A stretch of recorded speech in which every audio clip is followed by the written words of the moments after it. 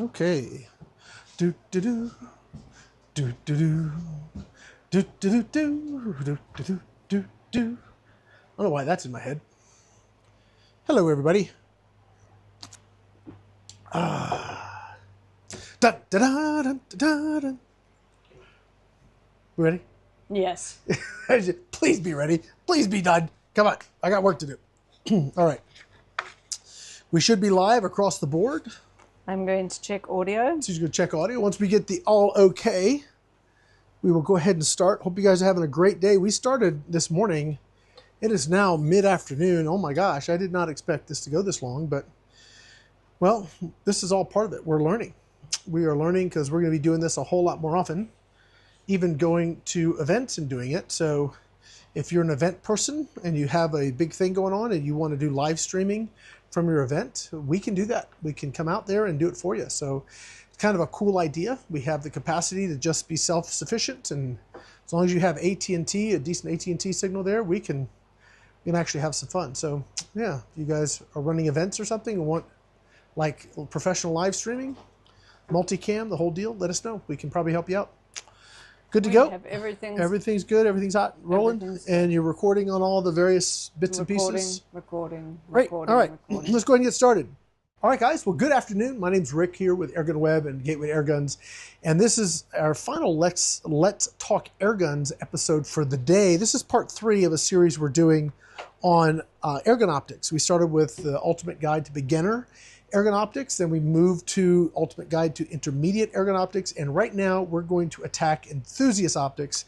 And I get that my frame of reference is narrowly focused on some of the scopes I've used, but primarily I've spent all my time, especially in the Enthusiast level, with Hawke Optics. So if you are out there and you have, but my scope's so much better, it's probably awesome. I just don't know it. So I'm going to focus on what I know, because that's what I can do. And if you have questions about Hawke Optics, their website is awesome. We've kind of been poking through it. I'm sure you'll see it in this video because I've got all kinds of stuff pulled up here on the computer. But if you want to know the nitty-gritty details and the features and all the various benefits that they have on the various levels of optics, their website is probably one of the best I've seen. Sue, what do you think? Yeah.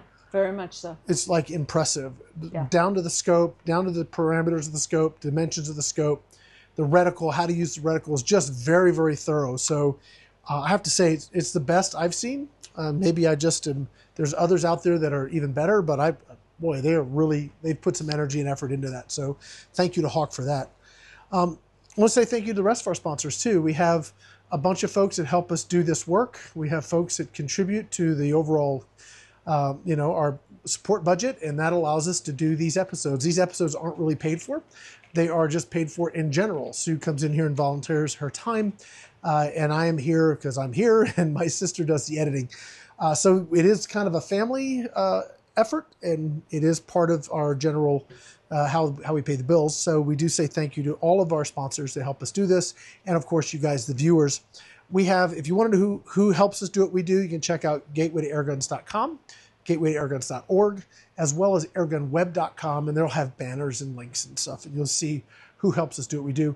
We also have, and certainly want to thank our direct member sponsors, so our Patreon page and also our Officers Club over at Airgun Army. If you have any interest in helping us out directly, helping us do videos that otherwise would not get done, those links to those programs are in the video description of basically everything. So hopefully, if you guys want to help us out directly, go check it out. If you have questions, reach out to me. I'll be happy to chat with you. So what are we doing here? Well, we're trying something new with Let's Talk Airguns. It's a live stream we do. We convert that to a podcast. YouTube sort of kiboshed us. Well, they got it wrong. They said I handled a gun live. I didn't. I was showing pictures of one. But they just terminated the stream, deleted the video. So rather than fight that particular battle, I mean, we just switched. So we've switched format over to Vimeo. This allows me to do this. Check that out. I can actually handle something on camera. What an amazing concept.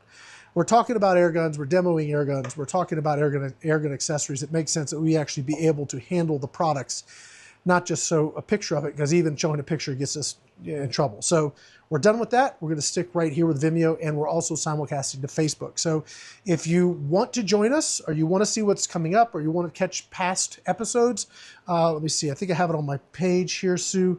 If you want to, Go to your computer. yeah, let me just refresh here. Yeah, I think hopefully it's working okay. Yep. Okay. So we have a web page. It's airgunweb.com/LTA for Let's Talk Airguns. There's a link at the top, and I think you've got it on Gateway to Airguns as well, where people can click on it and jump to this page. So here we go. This is our website. Please feel free to jump in there. You're going to see our upcoming episodes when we're going to be filming live. And then these will be converted into podcasts and also into video podcasts, I guess, if that's even a thing. I don't know how to call it. And then published on YouTube. The last one we did was on the FX DRS Tactical. That's actually going to go out tonight. So if you guys want to catch that, I'll be posting that when we're done here. I got to do a little artwork, and then that'll be going up this evening. And then these will be going out over the next 4 Fridays. So 3 Fridays. So that's what we got going on with Let's Talk Airguns. And we will be filming kind of multiple in one segment just for efficiency's sake. Yes, Sue? Before you go on, I just wanted to clarify.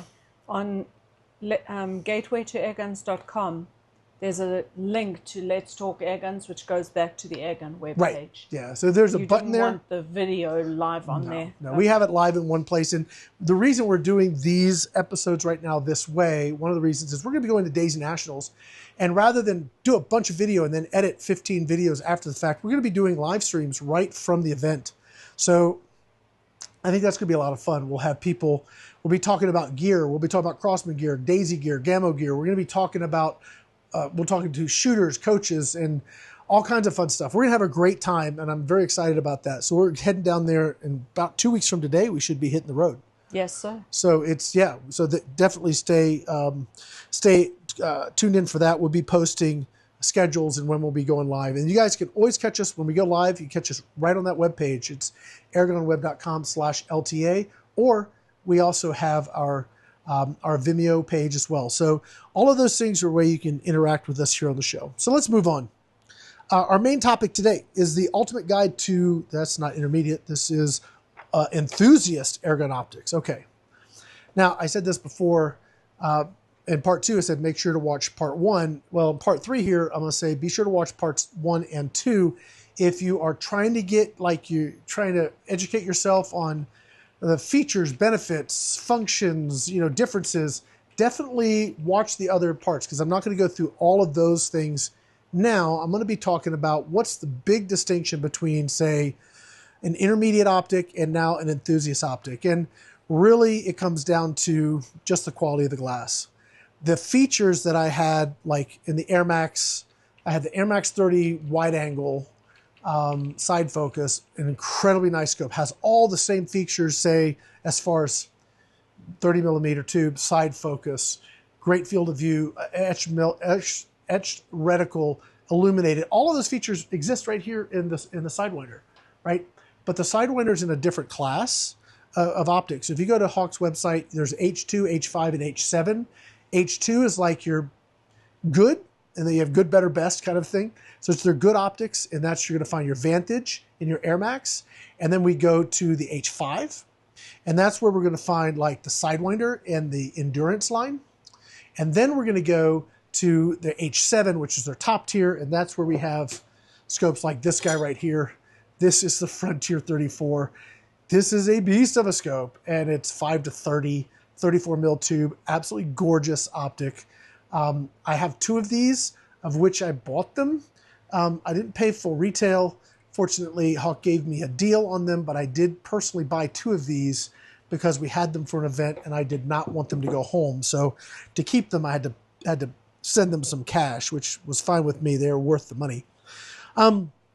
So really, we start looking at a feature set's very similar, but the clarity is better when you start spending more money. And that clarity really starts to show the further you go out and the more you zoom in. So on a 3 to 12 basic scope at 50 yards, you're fine. 3 to 12 at 100 yards, you're going to want more magnification. But say you go to 6 to 24 in a budget scope, when you crank to 24, it's not going to look great.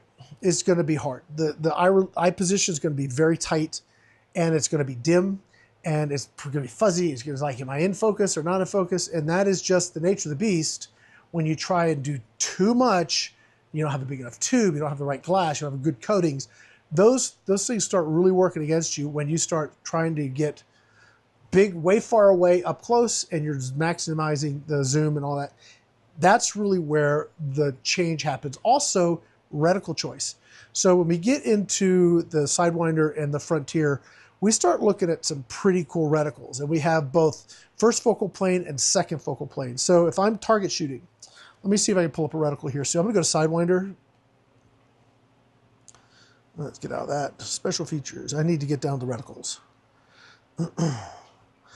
Okay, so we can actually go through this page, but I kind of don't want to bore everybody with that because you can do that on your own. Okay.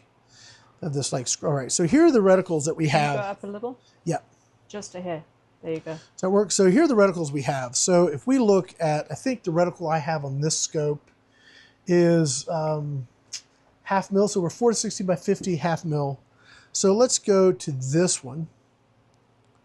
Okay, so this is our first focal plane too. Let me get the right one. That's not, I don't think that's first focal plane.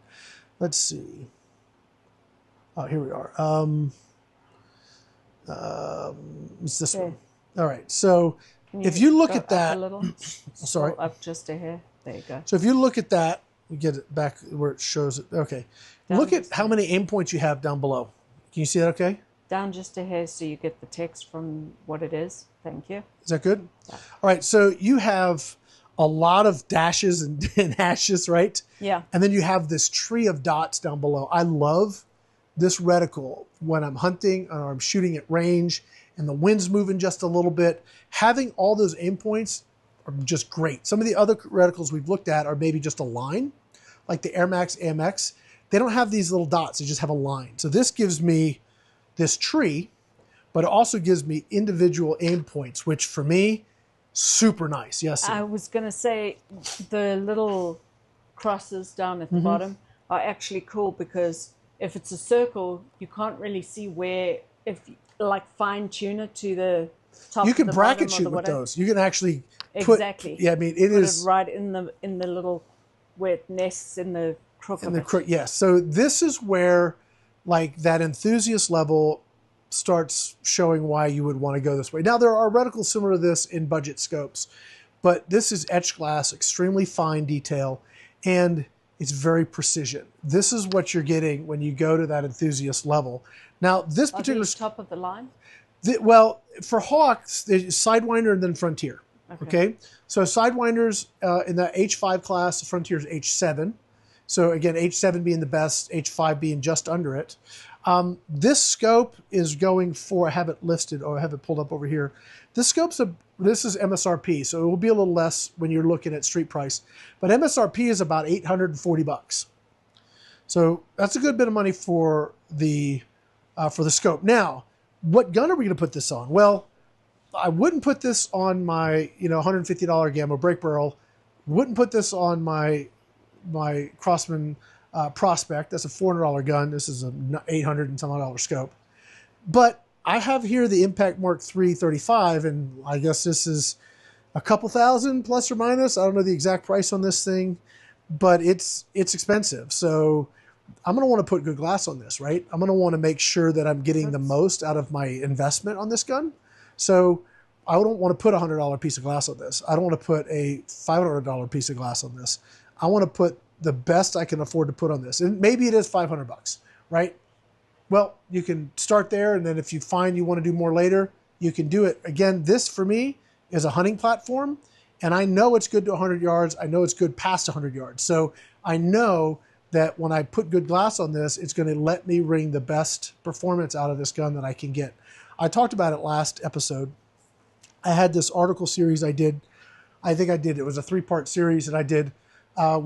We had an inexpensive gun with an expensive scope, and then we had an expensive gun with a cheap scope.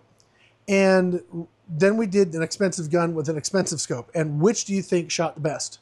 Expensive gun with an expensive. Yeah, an expensive gun with an expensive scope did the best. Yeah. And really, if you put money into your optic at the start, as you trade out your air guns, you're less likely to trade out your optic. You're probably going to let that stick with you for years because they don't wear out. It's not like they have O-rings that leak and all this other stuff. You spend and invest in a good piece of glass, that's something you're going to stick with. It's like my camera gear.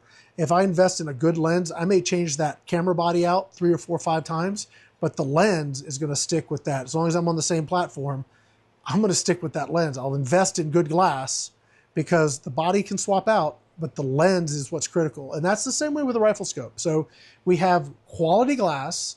It's going to give you the best potential to get good results out of your air gun. Even if it's a more budget-minded air gun, you're still going to get, you know that your glass isn't your problem, which is, I think, somewhat comforting. So if we look at the choice I've had on this gun, why did I pick the Sidewinder when I could have gone with the Frontier 34?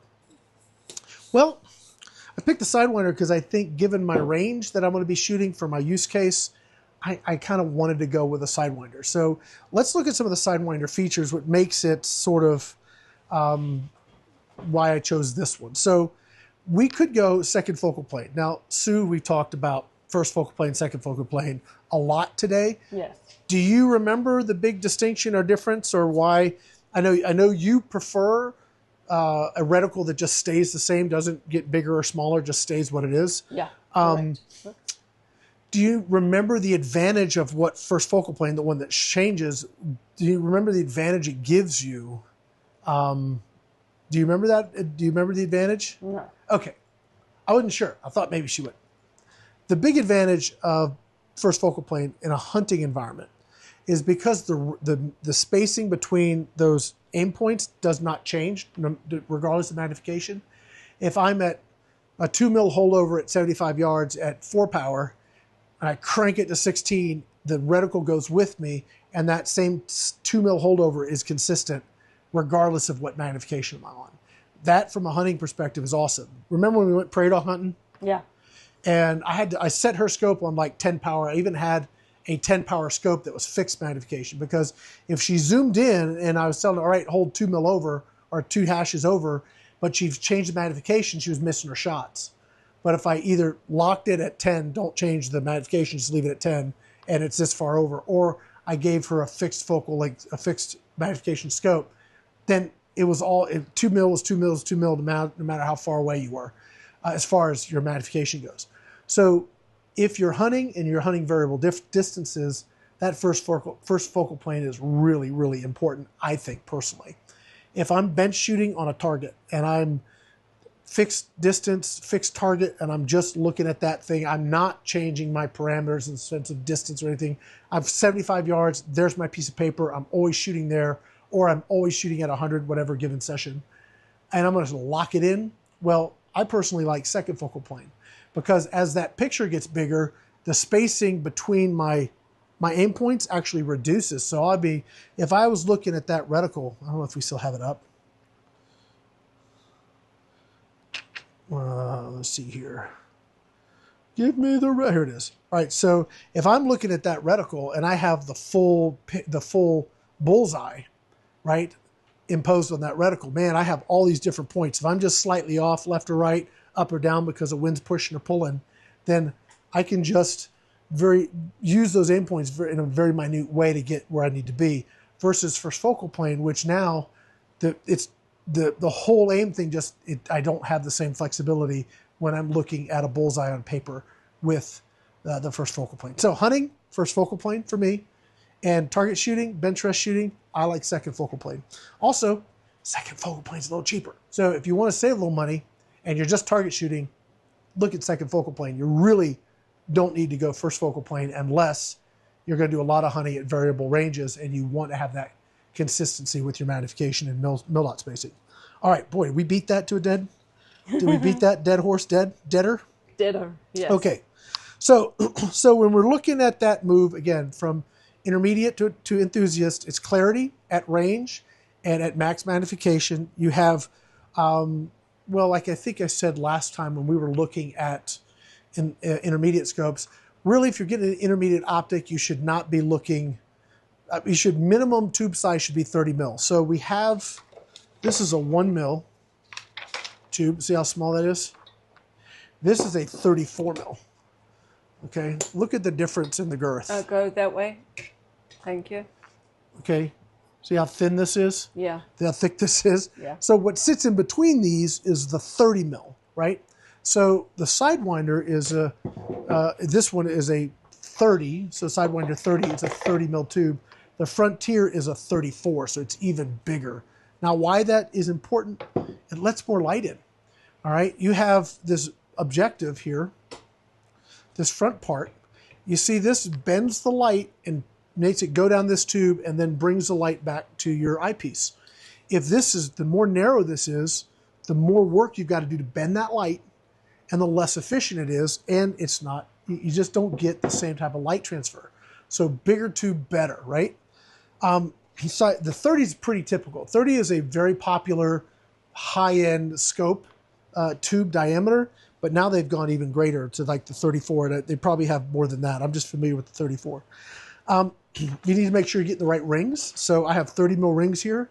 And for the 34, Hawke actually has special 34 mil rings, both for dovetail and weaver. Objective size, that's the thing in the front. When you go, again, the transition from this is a 40 mil objective. Easy baby. And then this is, I believe, a 56. Can you put them in? Yeah, I will in just a second. I'll just verify. Top Yeah. camera. So there, you see, the little one. Forward. Okay. The little one's 40 mil, and the big one's 56. So more light, better. Bigger, better, more light. As long as the tube can support that diameter. Sometimes they make this really big and still crimp it down to a small tube, and you get crappy light transfer. So you want the tube side to match. The objective wants to match tube size. So if you have a 1-inch tube, maybe you want to stop at 40. Why go to 50 if it's going to make the scope work harder and be less efficient on the light transfer? But here we're talking 30 or bigger when we get into the Enthusiast range. So again, we talked about reticle choices. There's a bunch of choices with both the Frontier and the Sidewinder. There's also the option to go between either millirad or MOA, and we've talked about this as well. It's like metric or standard. What do you want to do? And minute angle is like minutes and seconds, and millirad is thousandths of angle of, it's based on thousands like metric. So you can decide how you want to do that. I just look at the dots. The thing, I'm not technically proficient in so many clicks as so many this. I know that a lot of the scopes that I use on the high-end side are 1/10 MRAD and 1/10 RAD or whatever. So it's 10 clicks is 1 mil.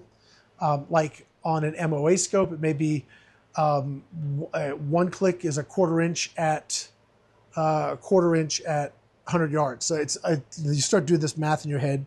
Pick one, stick with it. You'll save yourself some headache. I use whatever I've got, whatever the scope is. I shoot at 50. I normally sight my bigger guns at 50, and then I move over to 100 and see where she's landing. Because that's usually, I'm shooting 50 and 100 targets. So it's usually, depends on velocity, depends on weight of the projectile, slugs, pellets, whatever. But I have this big target, I see where it lands, and then I use that aim point going forward. Works pretty slick. Okay, now, I picked 2 scopes here. We're going to actually mount. We're going to go unbox and mount. My nose is itching again, man. We're going to unbox and mount the Sidewinder. I have the Frontier 34, and it has a lot of the same accessories. I don't know where the box is for this, but it has a wheel. It has the little pin here. We're going to fully rig out our Sidewinder today, though, so that should be fun. Now, I have on here 1-inch high rings. This has a bit of a rail, which is nice. It is kind of bullpup, and that, well, it is not kind of, it is a bullpup because here's your magazine, and my cheek weld is above the barrel. So higher, better for me on a gun like this. I'm hoping these are going to be high enough. I believe they should be, because I had another scope on here and it was okay. So hopefully that'll be fine. If we look at like some of the feature sets, we look at the feature set on the Hawke Sidewinder. Let me get back to Here's our accessories that come Want me with to it. put it on your computer? Yeah, I want to get back to the. Oh, it's because I'm on a particular scope. Let me go to here.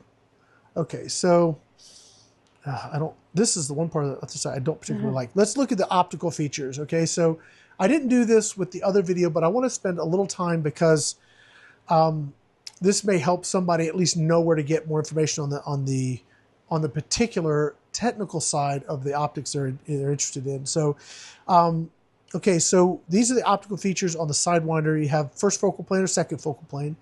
You have an ultra wide field of view, that's very cool. So that's when you're looking at your scope. Sometimes you have this field of view, and even what you want is a little bit wider, lets you see more of the scene. Well, this at the same magnification as another scope, you have 20% more of the scene available for you to look at. That means when you're tracking an animal, you're tracking a target, you're able to see it sooner and stay on it longer than a scope that has a more narrow field of view. Hope that makes sense. Do you understand sort of what I'm talking about? Wider's better in this case. We have a long eye relief, so you have 4 inches, which is great because like on a gun like this, we may need to push it forward. When we were setting up, we set up the other day on the Brocock Sonoran. Thank you so much for saying Sonoran's the desert. I remember that now. I couldn't remember the name of the stinking gun. But the Brocock Sonoran, we put the Sidewinder 8x32 on it. Man, super nice. But I'm having to put that way forward. Why? Because the eye relief is 4 inches. It's very forgiving too, which is nice. Okay, so here we go. This high volume eye box. Okay, so it gives you it's a little bit more forgiving, right? It's nice and big and bright too. So when you get lined up and that picture snaps into view, it's really, really nice. So you have that. We've got these other features, got distortion free, the fully multi-coated. So this is something where the difference between like the H2, the H5, and the H7, a lot of that's going to do with the quality of the glass and the coatings. The better quality, better coatings, more coatings give you better light transmission and help filter out the stuff you don't want. So this glass is better than the H2. And then we go to the H7, which is the Frontier. It's even better yet. So that kind of is important. Okay, these are things that if you go and you're just looking at, you go say to Amazon and you see a scope that's, oh, it's 4:16 side focus too. It's just like a Sidewinder. It might be. If it's $50, I guarantee you it is not. Okay, so if you have to kind of you have to kind of know beyond what the label is on the box to know what they're building those specs out with. And that's, again, the advantages on like Hawke, at least my experience. They do very, very good on having good value with that price. You have any questions, Sue? No. All right. So far, so good? Yeah. Okay, so we have, again, low dispersion glass. This is a higher quality glass. You don't get that, not that I'm aware of, in the lower end models. So, okay, so mechanical features. Okay, we have a 30 mil tube. We have reticle illuminations, waterproof, fogproof, shockproof. That's pretty normal. It comes with some cool accessories: the sunshade, the wheel. It has a little pin for your power adjuster too. So all of the little niceties that you might not get. For example, the side wheel on the Sidewinder is much more secure and it's really nice. It's nicer than what you get on the Air Max. The Air Max doesn't come with the little pin for the magnification. The Sidewinder does. It's just a nicer set of accessories. Okay, so if we go back over to the Sidewinder and we go to the bottom, we can kind of show what it all comes with in the box. So you get your lens covers, you get your sunshade, you get your side wheel. Okay, so what this doesn't have is those nice little metal flippy up things that I'm aware of. It comes with caps. The Frontier comes with the metal flippy up things. Okay, I don't have one. Oopsies, that would have been tragic. I don't have one in the back because I use this with my Tacticam. Okay, all right, so and if you ever lose parts, guess what? You can get accessories replaced. Check it out. You can get replacement turrets. You can get replacement covers. If you lose your battery cover, you can get a small wheel. You get a replacement big wheel. It is quite cool. Okay. You can also get, looks like, the objective flip-up caps if you want those, if you prefer those. So they make all those accessories really available. Now, I think we've talked about the big differences, and there's not a huge difference in the sense of feature sets, other than the features you get are better, and it ought to be better because you're spending a lot more money. The scope we used for the intermediate was the Air Max wide angle. Where is it? That's right here. So this guy, the Air Max 30 wide angle side focus, this guy here, with all the goodies, is right around 600 bucks. So now we're going to jump up to a little over 800 bucks, and you get some cool new features. And again, you're into another class of engineering. You go from the H2 to the H5. Let's go ahead and mount it. Let's go take it out. Let's take it out of the box, and then we'll go through. We'll go ahead and mount it.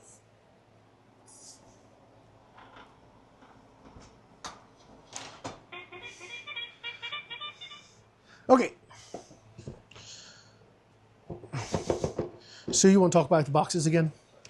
Sure. I just need to turn off my alarms. Yeah. I probably should. Those boxes, I'm really impressed with the boxes, and this may be a really stupid thing, but what do you call it? Marketing actually does matter, and this isn't just presentation. Presentation. There you go. It's not just about the presentation, because those boxes are super sturdy. Yeah. They are really, I mean, like I said in the previous video, we store ammo cans in there, and they hold up with the ammo cans in them. Yeah, the ammo tins. Yeah. They are super sturdy boxes, and I really like them for I really like them for all sorts of storage, not just gun related, but at the house for little Tupperware things as well. Well, you know, one thing is, once the scope's out of it, we've moved on, and we're never going to put the scope back in the box. Then you can use it. It's just really nice, but it also, I think presentation does matter, right? So when you have something that's presented like they give a flip about how you get it, yeah, makes me think that they actually build it like they give a flip.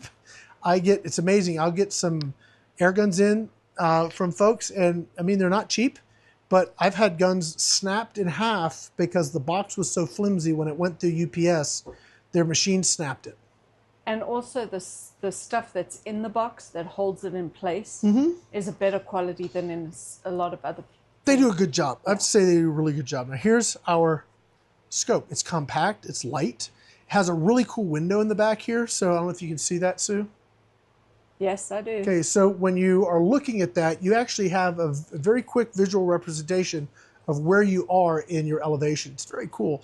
There's other things you can do with this, like zero stop, and you can actually get this where you can crank it. You can go up so many clicks and then come back and it'll stop where it's supposed to stop, like where you're back to zero. It has all these cool functions. I believe this is zero stop. If it's not, forgive me. I know that there are some of their scopes, I forgot to mention it, some of their scopes have that type of functionality, which is really pretty awesome. I have to look that up if this one's zero stop or not. I know this guy is. So anyway, if it's not, forgive me. I got that one off.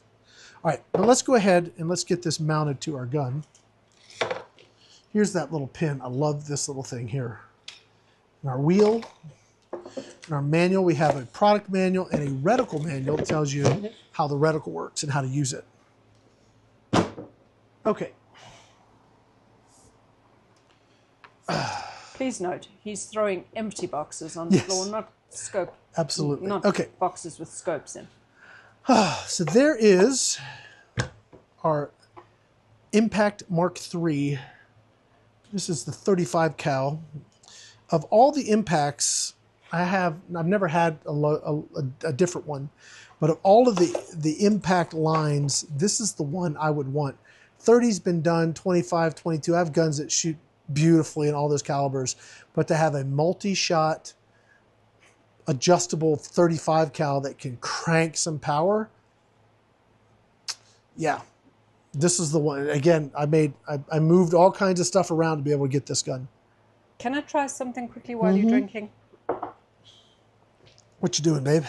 I did a side-by-side to see if that'll work or not, but it does, but it's not great. Not great? Okay. Yeah, it's better to have picture-in-picture. All right, so I'm going to go ahead and take these off. So these are Hawke Weaver mounts. They're the Hawke match mounts. Could you scooch that whole thing forward just a little bit while you work on it? Thank you. How's that? That's better. Is that better? Yes. Okay. If you have questions, if you're watching, you got questions, you want to jump in, please do so. Same, that's for you too, Sue. Yeah, it's Friday afternoon. Yeah. I don't know if the heat's kicking in, but What? It's 107 on the porch here. It was 112 on the porch of the house. yeah, it's toasty today. It's warm today, guys. I was going to try and go out and do some work at the range today, but I'll wait till this evening. I think after dinner I might go down and do a little stuff down there. We got to redo our shade cloth because I got new shade cloth. Okay, so these should be set. You know what I'm going to do? Just for my own, it's fine. I'm going to move these. And those are the Hawke rings with the grabby tape in them. Yes, they have the scope tape, so Yes. it's like a grippy tape. You can see it from this angle. Yeah, what I'm doing here, all I'm doing here is since I'm going to be working on this and may need to move it around, I want to have the scopes on this side so I'm not having to flip the gun around. Okay. So I don't have to like keep flipping it around for you guys. All right, so I'm not going to tighten that down all the way because I don't know where I'm going to need to move it on this rail. And go ahead. You're doing a Sidewinder, right? I am. Does it have a wheel? You said It does. has a wheel? It does. It has a wheel. We're going to install Does a the wheel. wheel only go on one side? Yes. I know it did on the other one. I didn't know Yep. if that's standard for all of them. It only goes This on is one your side. this is your side focus or your side parallax adjuster. Okay. So this is that wheel's gonna grab this right here. And so that'll be on the left side. Yeah. So you have to make sure whatever your gun has is going to interfere with the function. So that's a really small scope, isn't it? It's compact. How does that work for a lefty? Well, if you moved your cocking lever over to the left side, it may not work at all. Okay. Yeah. Things to consider. Yeah. All right. So let's take this off. It is just so pretty. If I haven't said it enough, thank you, Hawke, for supporting this project. I kind of went to them and said, hey, I have an idea. And they said, that sounds great. Do that. I said, okay, I will. So, and they supplied the glass for Airgun Expo. And I still have a bunch to send back to them. So I really appreciate their patience. So that's going to get that taken care of. But this is some of the glass we had that we didn't use. And they said, use it for your video. I said, yes, ma'am. Yes, sir, I will. Okay, so we are getting the mounts not tightened down. We're just getting them where the scope isn't going to fall off the gun. And we can get it lined up. Now, I know I catch flack for this, guys, and I get it. If you want to be more specific and particular on exactly how you mount everything on your gun and get that reticle perfectly square and use different tools and accessories, I applaud you. I don't really do that because the kind of shooting I'm doing really doesn't warrant it. It's fine. I'm not looking to go shoot competitively, and I've been very happy with the results I get doing it the way I'm doing it.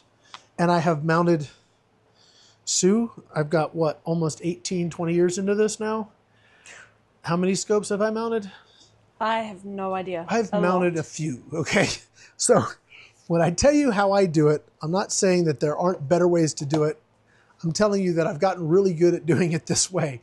If you have a better way, please do it your way. If you're happy and you're perfectly, like, this is perfectly square to like the last 100th of an inch, beautiful, more power to you.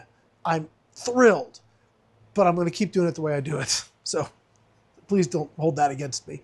All right, so we have multiple adjustments here on the scope, like all of them. We have our focus here. Now, one of the key features, which is super important to me,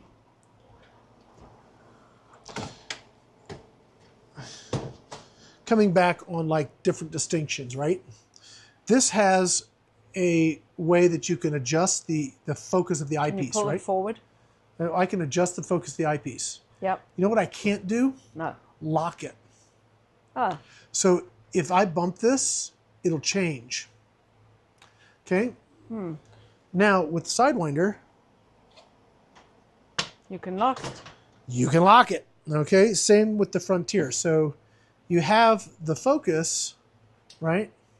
But then you have this ring that lets you lock it into place. So once you've got it where you need it, it's locked. And why does that matter? Because if this changes, it's actually change your POI.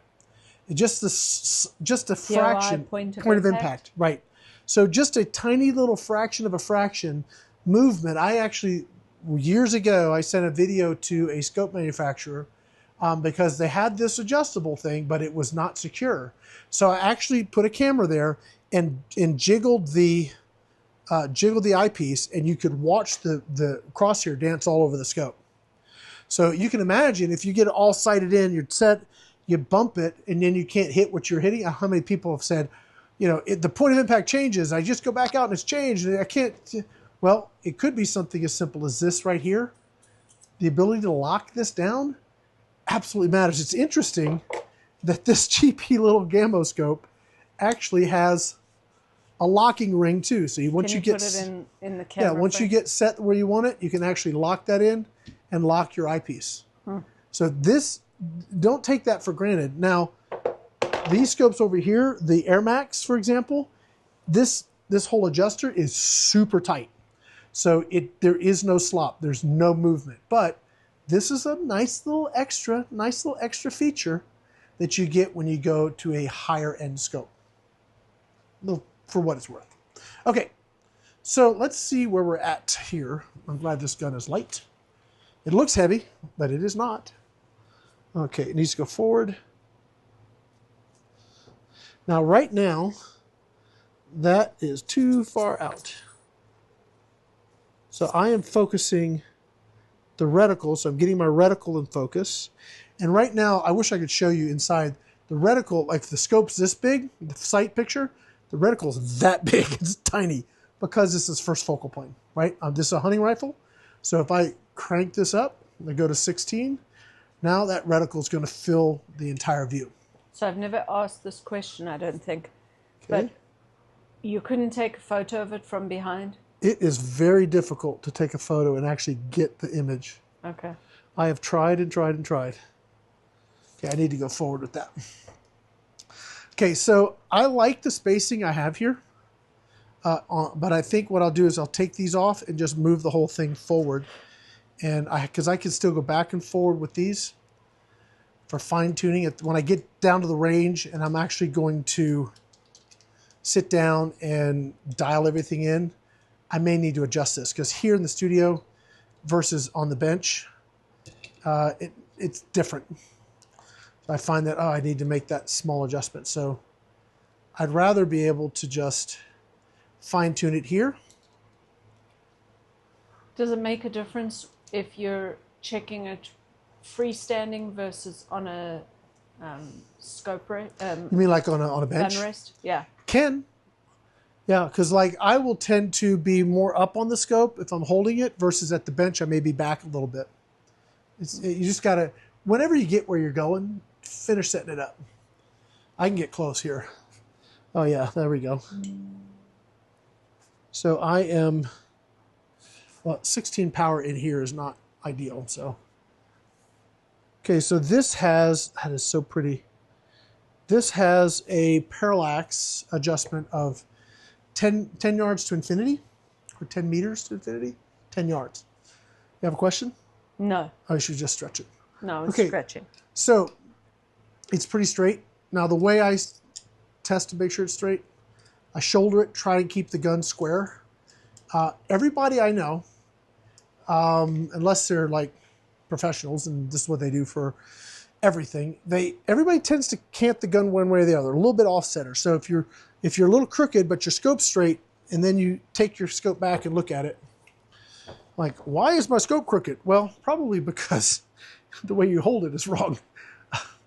Just happens. I thought I was the only one who did that. No, so what I do here, okay, with first focal plane, I got to zoom in a little bit to get that, so I can even see some of the reticle here. Okay, I want to make sure it's splitting that receiver right in half. And I can tell you I'm a little bit canted like this. If I can move it. Oh, I tightened it up too much. Yep, okay. I did too much tightening. We got a wind, yeah, we had a wind shear come through. We've had some wind of late that has been brutal. There it is, too much. There it is. We are in the middle of the desert. We are, okay. No buildings to stop the wind. That looks pretty good. It's still a little bit off. My belly's good for something here.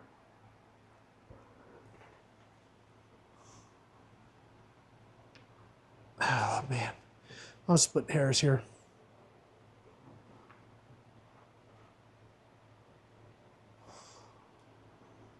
Not way too much. Okay, come on, Rick.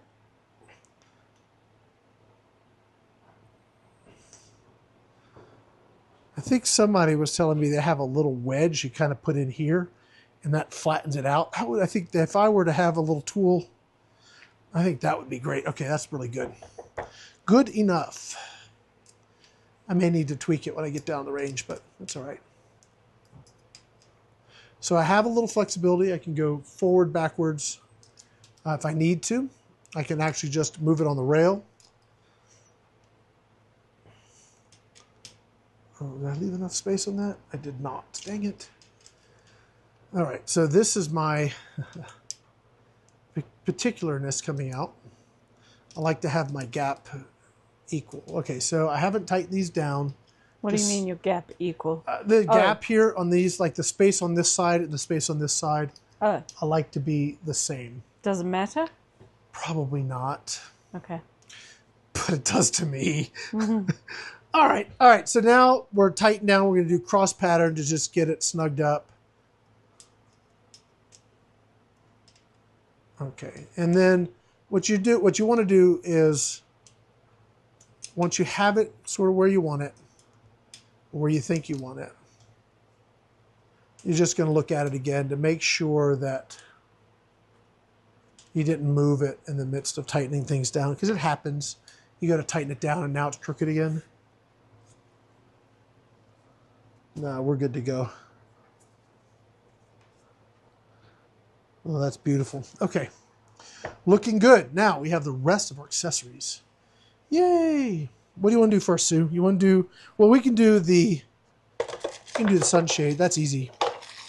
So this one does not have the rings, but I believe once you get this on, I think this becomes less effective. Ooh, you're stretching it pretty good. It does work. I don't know how long that rubber will hold out. Be nice to have the caps, but you can buy them if you want. We have our wheel, the wheel of adjustment. Shall we do that, Sue? Sure. And in here somewhere, we have our little end piece. So one of the things I really like, this little screw here, can you see that? Yes. Let's do that first. It's easy. Okay. So I have got in our pouch a little Allen key, and then I have this little guy.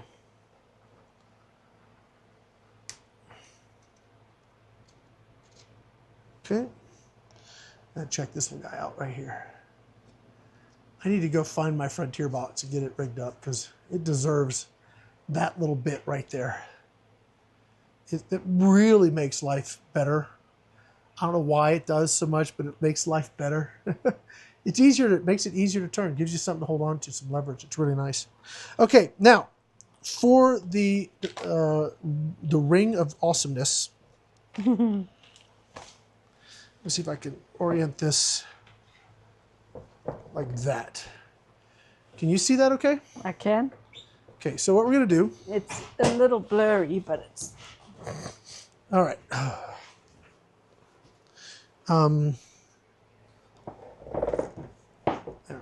How's that?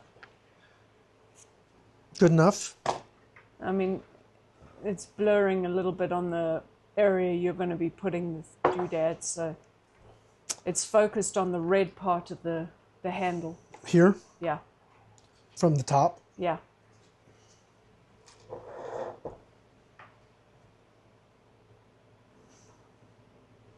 Yeah, I'm not sure where it's focusing now, but it's fine. It'll be fine. It'll be fine. All right, we're going to go with that. Where's my little... I don't know. Where did I put my little doodally? There it is. Okay, so... I'll lose my bits.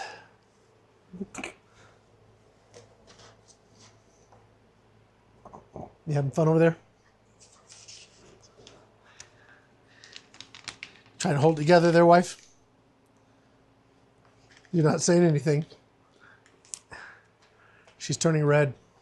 She probably thought something dirty. She did. Oh, that's great. Okay, there's our wheel. I actually had to look at the instructions how to do this because I was like, this is different. Okay, so what we have here, we have I have screws. What are these screws for? They're for this, though. Aren't they? They are. Hold on. Are those just extra screws in case we lose them? The manual. I don't remember those screws being part of before. Place 2 minute on the rest, 3 bolts side thing. You small 3 on both sides of the wheel. Okay, install 3 bolts. Okay. What? That looks about how you read manuals. It's only like one paragraph. Yeah. Okay. It's like, put these 3 bolts in. There you go. All right. So I have, look, maybe spare parts. I don't know. All right, so we're going to take this apart.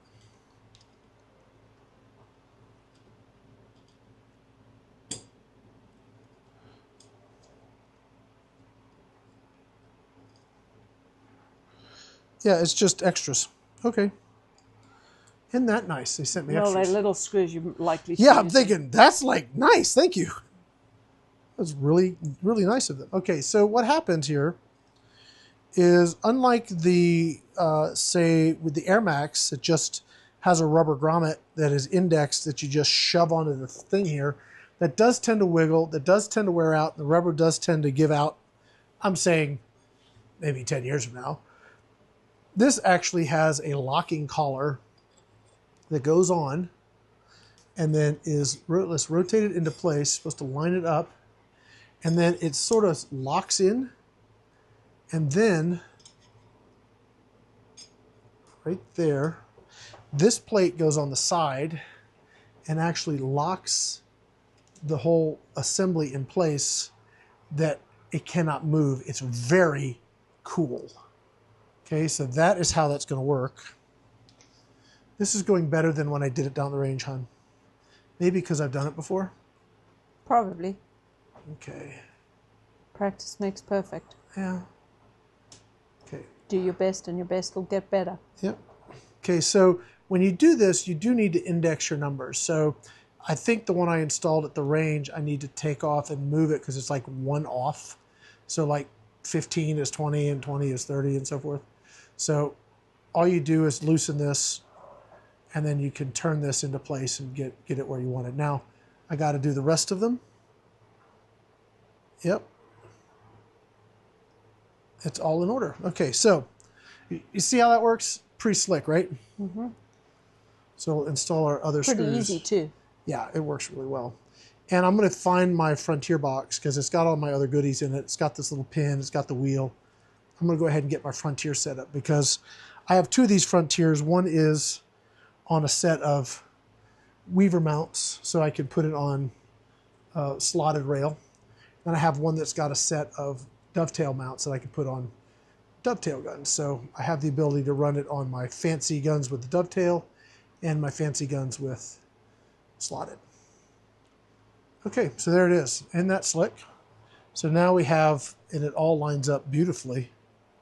So as I'm looking back here, I don't know if you can see it from the top, Sue. Can you see how these numbers line up? Not clearly. It looks like they don't line up from the angle that I'm seeing. Maybe if you tilt it, the gun I'm forward. looking back here. I'm looking back here, and yeah, when it's this straight on, yeah, it's right on to 5. Yep. So it's indexed so that if I'm looking at this 15 here or this 20, it's bang on with this adjustment. So it helps you with estimating your range. So I did not talk about this in the other video. We'll talk a little bit about how something this precise can really help you in range estimating. And why would that be important? Because if you don't have your laser rangefinder in your pocket, maybe you need to know how far that thing is. Well, let me show you a way you can use this. Yes? The front camera is now focusing on the front of the gun. I'm going to switch it. So if you can do that before you carry on. Let me get this rotated, put this stuff away. We'll be right back. Cheryl, you can cut and edit. Look at that. Okay, I think it's focused on your face now. Yeah. Just took a few minutes. Okay. How's that? Back to, yay, subject detection. Okay. So here's, then we're going to go ahead and wrap this up because we're about done. I will talk a little bit about the Frontier 34 just as like the ultimate level. And we'll talk at price point too, because this being about 800 and some change, the Frontier is $1,600. So it's about twice as much. It's an investment. All right. So if I wanted to use this to estimate range, like if I'm having, because I have to judge holdover, if you go to maximum magnification, it's going to make this be very precise in its sort of focus. So if I'm at, say, 10 power, or let's say I'm at 6 power, I could be within range, plus or minus 20, 30 yards, and it's going to be okay. But if I crank this all the way, then I have to get more precise with this. If I'm precise on this and I'm like between 30 and 50, kind of know I'm maybe about 40 yards or so, right? So it gives you the ability to use this to really judge your distance, which can be very helpful when you're judging holdover and whatnot. Okay. Anyway, so there you go. She's all set up, and it looks awesome. I do like that knob. You do? Yeah. The side wheel? No, well, both of them. Oh, then this one. Yeah, it's really cool features. For me, trying to turn, I don't know, it's weird. Trying to turn that thing, it hurts my fingers sometimes because they're tight. Yeah, so that makes it super easy. They are both the adjustment knobs are really stiff. They actually have a good bit of resistance. They're well made. Again, this is meant to be out the field and used. It probably can get wet. I wouldn't take it underwater, right? But it's shockproof, fogproof, all that kind of stuff. And it's meant for, it's meant to go out and survive. So it needs to be pretty tight. And this helps you get that adjustment you want. And all right. Like I said earlier, it's probably really helpful for people with hand disabilities, whether it's arthritis or other things. I think so. Probably really helps them actually be able to have a bigger grip. Okay, so let's take just a minute. We're not going to be here too long because I know you've got to go do stuff, and this has already been a very long series. Really quickly, if we've been talking about things, you're like, Rick, I don't get it. I don't remember you talking about that before. Go back and watch episodes 1 and 2, and then some of the things we're talking about here will make more sense. You'll see the progression. You'll see the feature set change. You'll see the pricing change. You go from like 300-ish to 1,500-ish. So, I mean, the Frontier, I just looked at price, is actually $1,539. That's MSRP. Street price will be less. I don't know how much less, but it's still, it's a lot of money for a scope. I mean, this gun is a couple thousand plus, so ish plus or minus, I guess. I haven't looked it up in a while. But, all right, so putting good glass on it makes sense, right? But the best you can afford.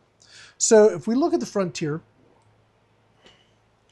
and you can see these two. I don't know if you can see those two on camera, hon. I'm on the top and I can see. Okay, look at the difference in the tube size.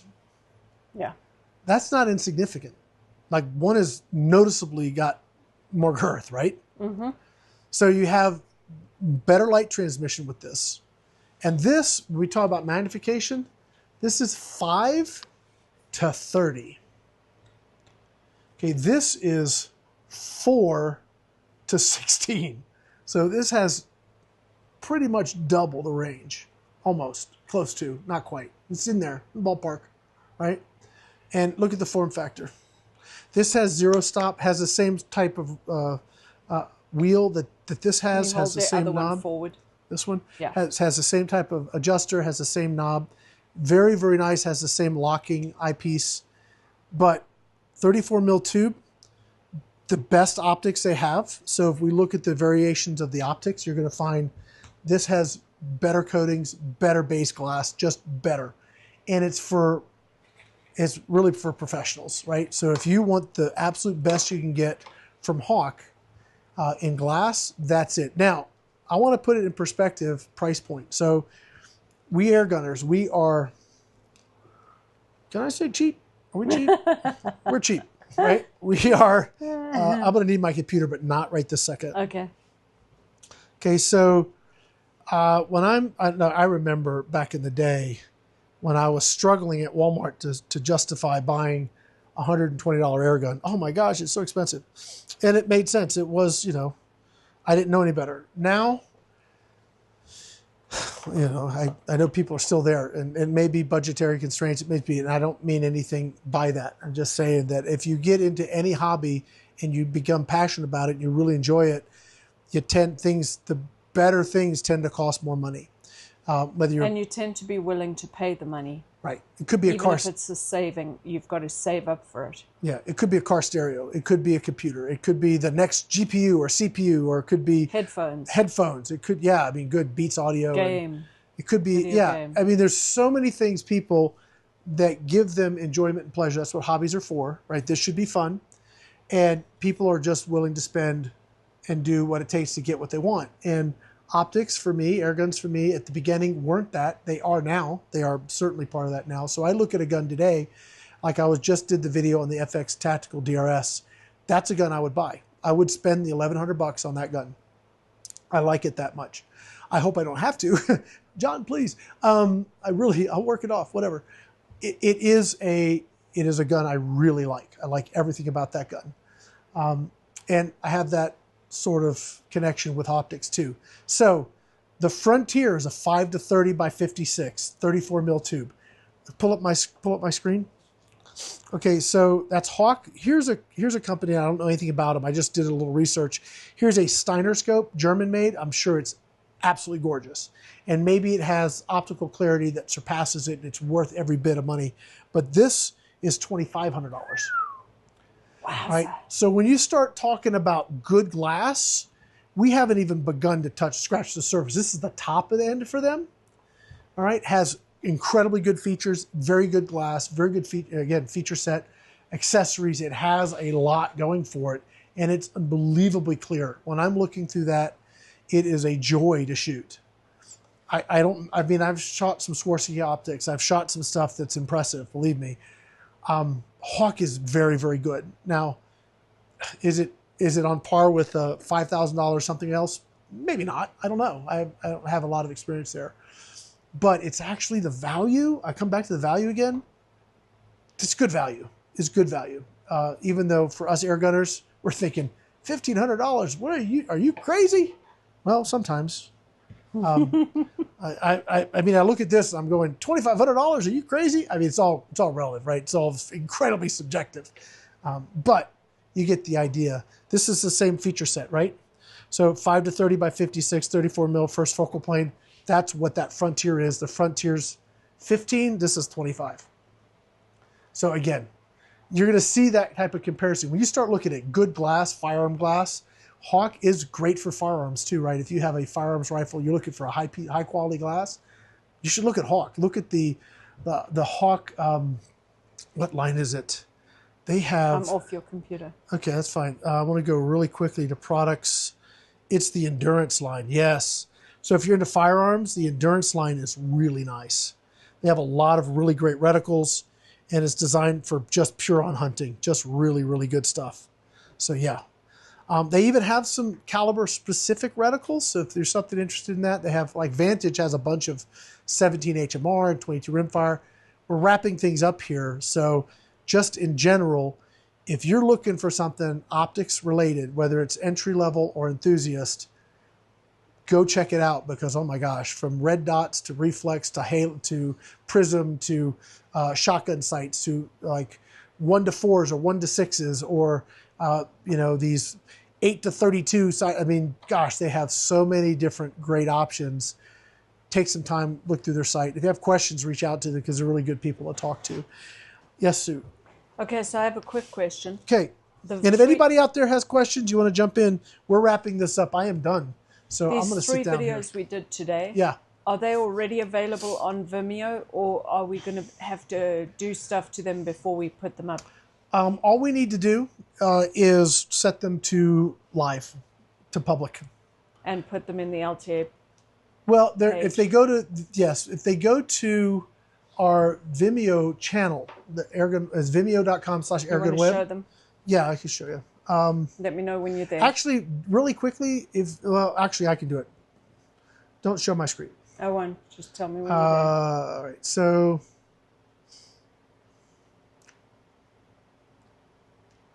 this is good enough. Go ahead and show my screen. So if you go to, this is the exact page that got me kicked off of YouTube the other day. I had this going because I had me up here touching this gun in the header, and I think that's. They thought that was live. Yep. Anyway, I don't know. Well, just look at the. I mean, seriously, just look at it. Would you look at it? Was it a machine? Yeah. Anyway, it was AI, I'm sure. So if you look here, you see the Let's Talk Airguns there. That's the DRS Tactical. That's actually going to go published on YouTube today, this evening. But that's the last one we did live. And you can come here. Once we make it public, we update the thumbnail. It's available here. Then we will release them. Like when we release them, we'll go public here. It'll go on our website. We'll release it out on YouTube, etc. So, but yes. Okay. This is how. There. Okay. Anyway, so that's how it works. Okay. There's a beautiful Hawke scope on that gun right there. You want me to show them? No, it's done. It's gone. Okay.